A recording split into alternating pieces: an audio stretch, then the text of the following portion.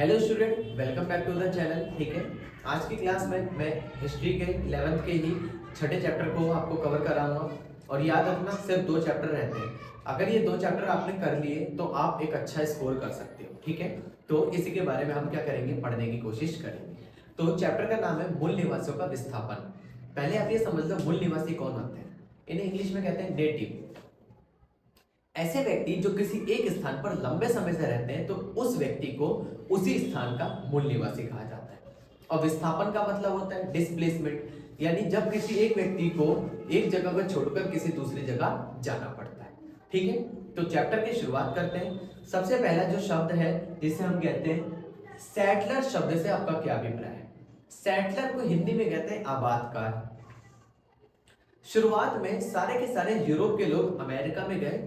America में जाके उन्होंने अपनी जमीनें बसानी शुरू की, वहां के लोगों को गुलाम बनाया। तो वही अमेरिका के लोग इन यूरोप वासियों को और अफ्रीका के लोगों को आबादकार या सेटलर कहते थे। ठीक है, यानी विदेशी एक तरह से माना। सेकंड क्वेश्चन की तरफ चलते हैं। कनाडा तथा यूरोप के उपनिवेशों की राजभाषा कौन सी थी।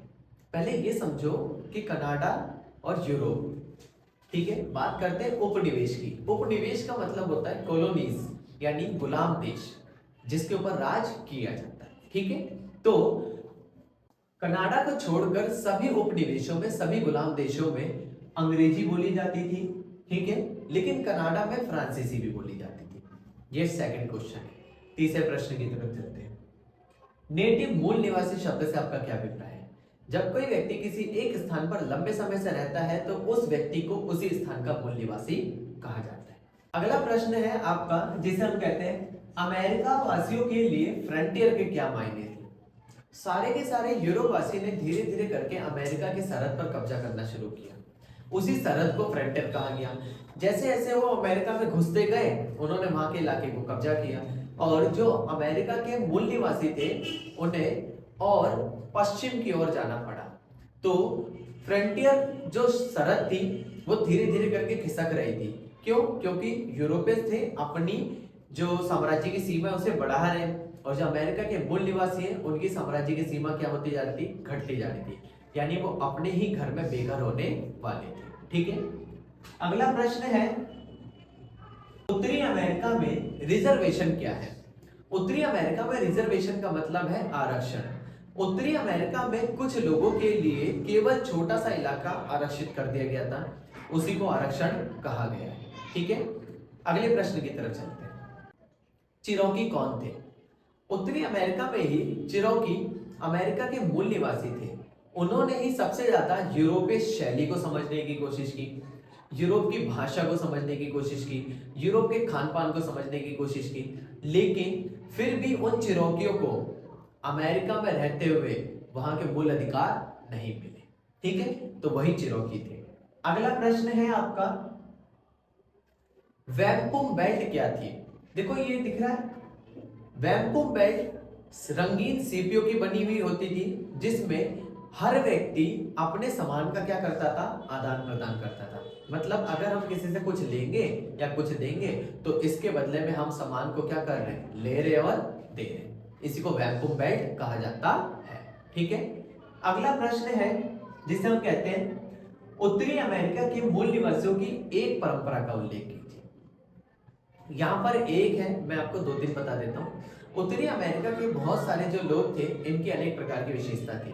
ठीक है, यहाँ जो है वो देखो क्या है, वो कहते हैं मित्रता करते थे और उपहारों का आदान प्रदान करते थे। लेकिन इसके साथ साथ ये दयालु थे, ये अपनी हर चीज को बांटते थे। ठीक है, और ये हिंसा नहीं करते थे, लड़ाई झगड़े नहीं करते थे। इसी वजह से यूरोप के लोगों ने इन्हीं अमेरिका के लोगों के ऊपर अपना कब्जा कर लिया था। ठीक है, अगला प्रश्न है गोल्ड रश से आपका क्या अभिप्राय है। ये सबसे ज्यादा इंपॉर्टेंट है। गोल्ड रश का मतलब क्या है, जब सारे के सारे यूरोप के लोगों को पता चला अमेरिका में कैलिफोर्निया के नीचे जो जमीन है उसी में सोना पाया जा रहा है, तो सारे के सारे यूरोप के लोगों के अंदर ये इच्छा जागी कि हमें भी वो सोना चाहिए। सभी लोगों ने अपनी बैलगाड़ी, अपना सामान बांधा, अपने घर वालों को लिया। सभी व्यक्तियों को लेने के साथ साथ उन्होंने क्या किया, अमेरिका की तरफ चलना शुरू कर दिया। जब वो अमेरिका की तरफ पहुंचने लगे तो बीच में अटलांटिक महासागर था, नावों के जरिए और जहाजों के जरिए उसे पार किया और एक लंबा सफर तय किया। उसमें से कुछ लोगों को क्या मिला, सोना मिला, और कुछ लोगों को सोना नहीं मिला। लेकिन गोल्ड रश में कुछ चीजें हुई थी, वो पॉइंट्स है मैं आपको बताता हूँ। ठीक है, सबसे पहला रेलवे का निर्माण। जैसे ही उनको ये पता चला कि यहाँ पर सोना है, तो जो यूरोप के लोग थे उन्होंने सबसे पहले रेलवे लाइन बिछाई ताकि सोने को एक जगह से दूसरी जगह ले जाया जा सके। नंबर 2, जिसे कहते हैं उद्योगों का विकास। इन्होंने कई सारे उद्योगों का निर्माण किया। इन्हीं उद्योगों के माध्यम से ये लोग क्या करते थे, इन्हीं उद्योगों के माध्यम से ये लोग कह सकते हैं ट्रेन की पटरी बना रहे हैं, ट्रेन के बॉक्सेस बना रहे हैं, मतलब जो कुछ भी है फैक्ट्री बन रही है एक तरह से। ठीक है, तीसरा पॉइंट है खेती का विस्तार। इसी के माध्यम से खेती का बड़े स्तर पर विस्तार हुआ और धीरे धीरे करके उस विस्तार के माध्यम से ही चीजों को और ज्यादा आसान बनाया गया। ठीक है, और फायदा भी हुआ। नेक्स्ट प्रश्न की तरफ चलते हैं। 19वीं शताब्दी के अंतर्गत अंग्रेजी भाषा के अलावा अमेरिका में और कौन कौन सी विशेषताएं मौजूद थी। ठीक है, तो इसके भी कुछ पॉइंट्स हैं, मैं आपको समझा देता हूँ। 19वीं शताब्दी में अंग्रेजी भाषा के अलावा अमेरिका में बहुत सारी कह सकते हैं विशेषताएं भी मौजूद थी। तो भाषाओं को और विशेषताओं को भी हम जानने की क्या करते हैं, कोशिश करते हैं। सबसे पहला जिसे कहते हैं फ्रेंच भाषा। अब देखो, फ्रांस से भी बहुत सारे लोग यहाँ पे आके बसे थे, तो फ्रांस के लुइसियाना और अन्य क्षेत्रों में फ्रेंच बोली जाती थी। ठीक है, नंबर 2 है स्पेनिश भाषा। स्पेन के भी बहुत सारे लोग यहाँ पर आकर रह रहे थे, तो वहां पे स्पेनिश भाषा क्या की जाती थी, बोली जाती थी। नंबर 3 है जर्मन भाषा। वहां पे जर्मन भाषा भी बोली जा रही है, क्योंकि जर्मन के लोग भी वहां पर जाकर क्या हुए थे, बसे थे। नंबर 4 है डच भाषा। ठीक है, तो डच जो थी वो न्यूयॉर्क में बोली जाती थी सबसे ज्यादा। और अगला है आदिवासी भाषाएं। अमेरिका के मूल निवासी भी तो है, वो भी तो वहां पे कुछ कुछ भाषाएं बोलेंगे ना, तो वो क्या थी, वो जो थी वो आदिवासी भाषाएं थी। ठीक है, अब बात करते हैं अमेरिका के लोगों की कुछ विशेषताएं थी, वो भी हम पढ़ लेते हैं। पहला है अफ्रीकी अमरीकी विरासत, मतलब अफ्रीका के सारी संस्कृति और उसकी सारी चीजों को बचाने की कोशिश की गई। दूसरा है अमेरिकी विरासत, इसमें अमेरिका की संस्कृति और अन्य प्रकार की चीजों को बचाने की कोशिश की गई। ठीक है, नेक्स्ट क्वेश्चन की तरफ चलते हैं। यूरोपीय लोग दूसरे क्षेत्रों में खोज यात्राएं क्यों करने जाते थे।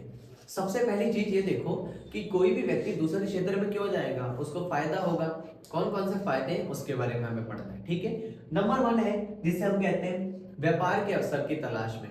वो जिस इलाके में जाते थे वहां पर उन्हें अगर व्यापार मिलता था तो वो अपना वहां पर जीवन यापन कर सकते थे। नंबर 2, सोने और अन्य कीमती संसाधनों की तलाश। वो जिस इलाके में जा रहे हैं वो सोने की तलाश में जा रहे हैं, वहां पर जो अन्य कीमती संसाधन मिल रहे हैं उसकी तलाश में भी वो लोग क्या कर रहे हैं, वहां पर खोज यात्राएं करने जाते हैं। ठीक है, नंबर 3, नए मार्गों की खोज में। वो ऐसे ऐसे इलाकों में जाते थे जिससे उन्हें नए मार्गों के बारे में क्या होता था, पता चलता था। ठीक है, और नंबर 4 है आपका धार्मिक प्रसार। वो अधिकतर क्षेत्रों पर अपने धर्म का प्रचार प्रसार करने जाते थे। ठीक है, नंबर 5 है विज्ञान और ज्ञान की तलाश। वो जिस भी इलाके में जाते थे वहां पर विज्ञान के बारे में जानते थे और ज्ञान के बारे में भी क्या करते थे, तलाशने की कोशिश करते थे। ठीक है, ये उनकी विशेषता थी। और 6 है साम्राज्य निर्माण। वो जिस भी इलाके में जाएंगे अपने साम्राज्य का बहुत ज्यादा क्या करेंगे, विस्तार करेंगे। ठीक है, और 7 पॉइंट है दास बनाना। वो जिस भी क्षेत्र में जाते थे वहां के लोगों को अपना क्या बना लेते थे, दास बना लेते थे। ठीक है, 8वां है शक्ति दर्शाने के लिए। जिस क्षेत्र में जाएंगे वहां के लोगों के ऊपर अपनी शक्ति दर्शाएंगे और उसी के माध्यम से हम ये देख सकते हैं कि यूरोप के लोग या किसी भी क्षेत्र के लोग दूसरे क्षेत्रों में खोज यात्रा करने जाते हैं। नेक्स्ट प्रश्न है ऑस्ट्रेलिया में यूरोपियों के आगमन के प्रति वहां के मूल निवासियों की क्या प्रतिक्रिया थी। मतलब ऑस्ट्रेलिया और अमेरिका में जब कह सकते हैं यूरोपियंस आए तो ऑस्ट्रेलिया और अमेरिका थे वहां के मूल निवासियों के साथ क्या क्या हुआ और उनको कैसा लगता था जब कोई अन्य व्यक्ति यहाँ आता था। तो नंबर 1 है आश्चर्य और जिज्ञासा। इनको बहुत ज्यादा आश्चर्य होता था, चौंक जाते थे कि कौन आ गया, कैसे आए, क्यों आए। लेकिन जिज्ञासा भी थी, वो किस लिए आए, क्या हमसे हमारी चीजें छीन लेंगे या क्या हमें कुछ नया देंगे। तो ये उनकी प्रतिक्रिया थी। ठीक है, एक्शन का रिएक्शन कह सकते हैं। नंबर 2 जिसे कहते हैं संदेह और भय। उन्हें डर भी रहता था और शक भी होता था उनके ऊपर, क्या ये हमसे हमारी सारी चीजें क्या कर लेंगे, छीन लेंगे। नंबर 3, सहयोग और मित्रता। कई बार क्या होता था, वो एक दूसरे की मदद भी करते थे और मतलब उसके साथ साथ कह सकते हैं इनके बीच में मित्रता का भाव भी क्या हो जाता था, बढ़ जाता था। ठीक है। नंबर 4, विरोध और संघर्ष। ये लोग एक दूसरे का विरोध भी करते थे और इनके बीच में लगातार क्या रहती थी, लड़ाई भी चलती रहती थी। ठीक है। नंबर 5, बीमारियों और हिंसा का शिकार। जब कोई व्यक्ति किसी एक क्षेत्र में आएगा तो वो अपने साथ बीमारी भी ला सकता है और उस बीमारी से बाकी सारे व्यक्ति भी चपेट में आ सकते हैं, तो इसलिए कई बार वो बीमारी से क्या होते थे, पीड़ित हो सकते थे। ठीक है। ये क्वेश्चन खत्म हो चुका है, नेक्स्ट क्वेश्चन की तरफ चलते हैं। ठीक है। अमेरिका तथा ऑस्ट्रेलिया के मूल निवासियों के साथ किस प्रकार का व्यवहार किया जाता था? भाई ये सबसे बड़ी चीज है, मैं आपको दोनों चीज बता दूंगा, दोनों में आपको सेम पॉइंट लिख के आएंगे। ठीक है। सबसे पहली चीज, अमेरिका और ऑस्ट्रेलिया के मूल निवासियों के साथ अनेक प्रकार का बर्ताव किया जाता था, जिसके कुछ तर्क इस प्रकार है। ठीक है। नंबर 1, भूमि से वंचित। उनको उन्हीं की जमीन से वंचित रखा गया, मतलब उन्हें उनकी जमीनें नहीं दी गई, उनसे छीन ली गई। Number 2, reservation. उन्हें जबरदस्ती किस में रखा जाता था, रिजर्वेशन में, आरक्षण, मतलब छोटी सी जमीन उनके लिए रख दी जाती थी। नंबर 3, संस्कृति और भाषा। उनकी संस्कृति और भाषा का अपमान किया गया और उसे खत्म किया गया। नंबर 4, हिंसा और उत्पीड़न। ये लोग बहुत ही ज्यादा हिंसा के शिकार होते थे और इनको बहुत ही ज्यादा कह सकते हैं उत्पीड़न का सामना करना पड़ता था, दया वगैरह भी नहीं आती थी यूरोपियंस को। ठीक है। और जो नंबर 5 है वो ये है कि यहाँ के जो लोग होते थे उनके बच्चों को भी ये लोग क्या करते थे, गुलाम बना लेते थे। ठीक है। ये पॉइंट था। अगले प्रश्न की तरफ चलते हैं। अब देखो इसी में है हमारा ऑस्ट्रेलिया में क्या क्या होता था। ठीक है। तो सबसे पहली चीज, भूमि से वंचित, मैंने आपको बता दिया, उनसे उनकी जमीन छीनी गई। दूसरा है शिविर, उन्हें जबरदस्ती क्या किया गया, शिविर में रखा गया। ठीक है। संस्कृति और भाषा, उनकी संस्कृति और भाषा का अपमान किया गया। यूरोपीय संस्कृति, यानी कि यूरोपीय संस्कृति उनके ऊपर जबरदस्ती थोपी गई और वहां के लोगों को क्या बनाया गया, गुलाम बनाया गया। ठीक है। इन दोनों देशों के मूल निवासियों के साथ बहुत ज्यादा अत्याचार किया जाता था और इसी के माध्यम से हम कह सकते हैं कि लोगों के साथ बहुत ज्यादा अत्याचार हो रहे थे। ठीक है। अगले प्रश्न की तरफ चलते हैं। ठीक है। यूरोपीय लोग जो थे वो अमेरिका और ऑस्ट्रेलिया की जो जमीन थी उनसे उन्होंने छीनी, लेकिन वो उनकी बेदखली को गलत नहीं मानते थे। इसके क्या कारण थे? सबसे पहला जिसे कहते हैं, उनका मानना था कि वे ईश्वर की इच्छा को पूरा कर रहे हैं। यूरोपीय लोग इतने ज्यादा कह सकते हैं तेज थे कि उन्होंने ऑस्ट्रेलिया और अमेरिका के मूल निवासियों को ये बोला कि हम ईश्वर की इच्छा पूरी कर रहे हैं, जबकि ये कोई बेतुकी चीज होती है। ठीक है। दूसरा, उनका मानना था कि वे अपनी सभ्यता को फैला रहे हैं। वो ऐसे सजेशन, ऐसे मतलब कह सकते हैं आंसर दे रहे हैं कि वो अपनी सभ्यता को क्या कर रहे हैं, फैला रहे हैं। ठीक है। नंबर 3, उनका मानना था कि ये जमीन उनकी है, यानी वो ये कहने की कोशिश करते हैं कि वो ये बता रहे हैं कि उनका ये मानना था कि ये सारी की सारी जो जमीन है ना वो केवल यूरोपवासी की है, उसमें किसी अन्य व्यक्ति का कोई भी अधिकार नहीं है। ठीक है। नंबर 4, उनका मानना था कि मूल निवासी कमजोर है। वो ऐसा मानते थे कि ये सारे के सारे जो मूल निवासी वो क्या है, कमजोर है और इन पर हमें अधिकार कर लेना ही चाहिए। नंबर 5, उनका मानना था कि वह आर्थिक विकास को बढ़ावा दे रहे हैं, मतलब वो व्यक्ति जा रहे हैं दूसरे इलाके में कब्जा कर रहे हैं और वहां पे आर्थिक विकास को क्या कर रहे हैं, बढ़ावा दे रहे हैं। ठीक है। अगले प्रश्न की तरफ चलते हैं। द ग्रेट ऑस्ट्रेलियाई साइलेंस क्या थी? इसका मतलब ऑस्ट्रेलिया के लोग काफी लंबे समय से चुप थे। इसके पीछे क्या कारण था? द ग्रेट ऑस्ट्रेलियाई साइलेंस एक ऐसी कह सकते हैं चुप्पी है जिसमें ऑस्ट्रेलिया के सारे लोग क्या थे, चुप थे, और इसमें कुछ ऐसे कार्य किए गए थे जिसको मैं आपको समझाने की कोशिश करूंगा। सबसे पहला, बोर्डिंग स्कूल में भेजना। जबरदस्ती ऑस्ट्रेलिया के मूल निवासियों को क्या किया जाता था, बोर्डिंग स्कूल में भेजा जाता था ताकि वो यूरोपीय संस्कृति को ज्यादा से ज्यादा अपनाए। नंबर 2, संघर्ष करना। इन्होंने कहते हैं द ग्रेट ऑस्ट्रेलियाई साइलेंस में इन्होंने अनेक लोगों के साथ बहुत ज्यादा संघर्ष किए और उन्हीं संघर्ष के कारण अगर देखा जाए तो इन्होंने वो जो संघर्ष थे उसके कारण क्या हुआ, इन्हें बहुत ज्यादा अत्याचार सहना पड़ा। तो ये सबसे ज्यादा चीज थी जो उन्हें सहनी पड़ रही थी। अब इसके बाद हम बात करते हैं, आज ऑस्ट्रेलिया के मूल निवासियों के लिए कुछ ऐसे प्रावधान किए गए जिसे हम इस प्रकार समझ सकते हैं। नंबर 1, ठीक है, भाषा और संस्कृति, उनकी भाषा और संस्कृति को बचाने की कोशिश की गई है। नंबर 2, संग्रहालय और संस्कृति केंद्र, मतलब कि संग्रहालय खोले गए और सांस्कृतिक केंद्रों की स्थापना की गई है। ठीक है। नंबर 3, कला और साहित्य, उनकी कला और साहित्य को बढ़ाने की कोशिश की गई। नंबर 4, स्वायत्ता और स्वशासन, वह स्वयं की स्वायत्ता और स्वशासन को ज्यादा क्या करते हैं, बढ़ावा देते हैं। ठीक है। इन प्रयासों के साथ हम उनकी सारी की सारी चीजों को या उनके अधिकारों को पूरा करने की हम क्या करते हैं, कोशिश करते हैं। ठीक है। नेक्स्ट क्वेश्चन की तरफ चलते हैं।